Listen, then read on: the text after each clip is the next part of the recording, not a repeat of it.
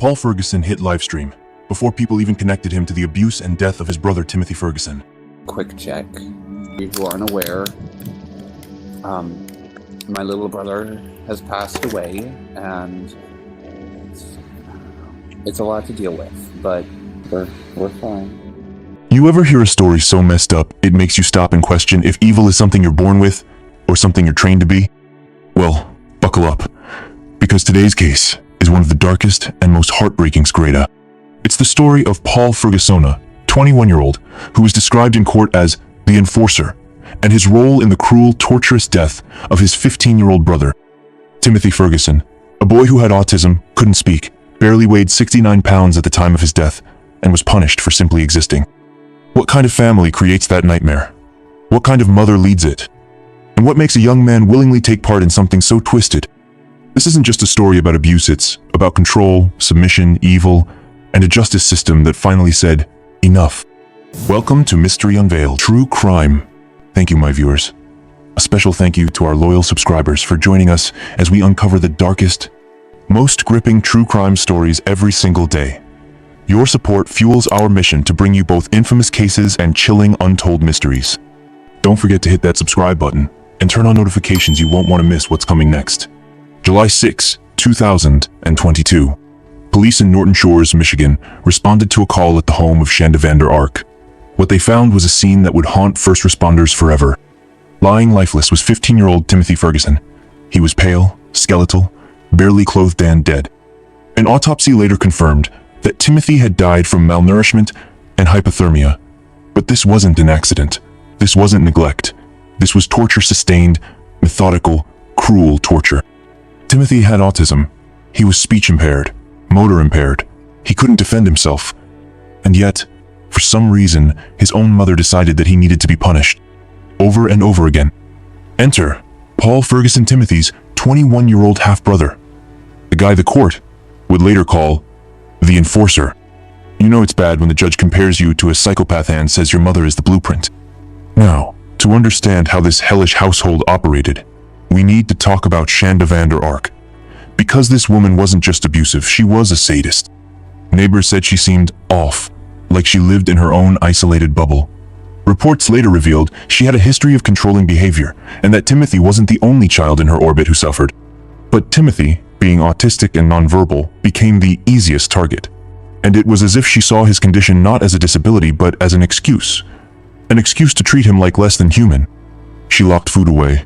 She forced him to sleep in freezing rooms. She made him sit in ice baths. She deprived him of sleep.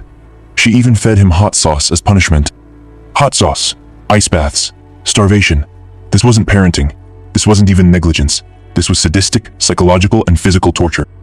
And through it all, she had help, Paul Ferguson, her son, Timothy's own brother. Here's where things get even more twisted. Paul Ferguson wasn't some little kid being dragged along for the ride. He was 21 years old, a legal adult, fully capable of stepping in, calling for help, doing literally anything other than assisting in his little brother's murder.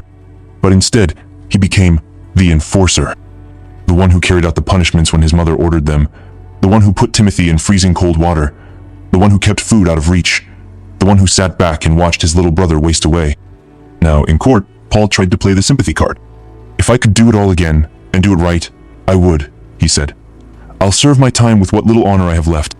Spoiler alert, the judge wasn't buying it, not for a second. You know how some people can blend into society so well, you'd never suspect the chaos they bring behind closed doors? That was Shanda Vander Ark. She wasn't some horror movie villain lurking in shadows. She was the mom next door, the one you'd pass in the grocery store without a second thought. But behind the mask of normalcy, she operated like a dictator. She used emotional manipulation as a weapon, convincing Paul that everything she did was for the good of the family. She twisted religious ideas, discipline, and loyalty into tools of control. Paul didn't just follow orders, idolized her. That's what makes this case so disturbing. Shanda didn't need chains or handcuffs to control her son. She used words, approval, and guilt. It was psychological warfare, and Paul didn't even realize he'd been drafted into it. Let's get this straight, people did see the signs. A former neighbor noticed that Timothy looked thinner every time they saw him. A relative mentioned that Paul had grown distant, always deferring to his mother in an almost robotic way, but no one thought it was bad enough to report. Here's the thing, the child welfare system in Michigan is drowning.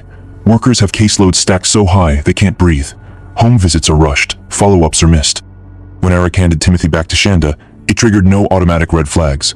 No one thought, hey, didn't she give up custody years ago? Maybe we should check in. By the time the system realized it had failed, Timothy was dead. That's the real tragedy. This wasn't just a crime. It was a systemic collapse. Now, some people say Paul was just a victim of circumstances, scared kid doing whatever it took to survive. But court records paint a more chilling picture. Paul didn't just obey, he orchestrated. He kept logs of Timothy's behavior. He created punishment schedules. He forced Timothy to do wall sits for hours, knowing his legs would give out. He laughed when the boy cried. This wasn't a teenager in over his head. This was someone who found power in cruelty. And when the heat came down, he didn't crack like someone consumed by guilt. He minimized. He claimed it was discipline, that they were trying to help Timothy toughen up. It wasn't until he was facing life behind bars that the tears came out. But by then, the damage was irreversible. Let's talk about the mountain of evidence. During the investigation, cops found more than just texts and bruises. They found journal entries from Shanda outlining training goals for Timothy, goals like end food sneaking and increased tolerance to discomfort. Paul's phone held videos, disturbing ones. One showed Timothy shivering in a bathtub full of ice, barely conscious. Another showed him struggling to hold a push-up position while Paul screamed off camera. These weren't just glimpses, they were windows into hell. The prosecution didn't have to work hard.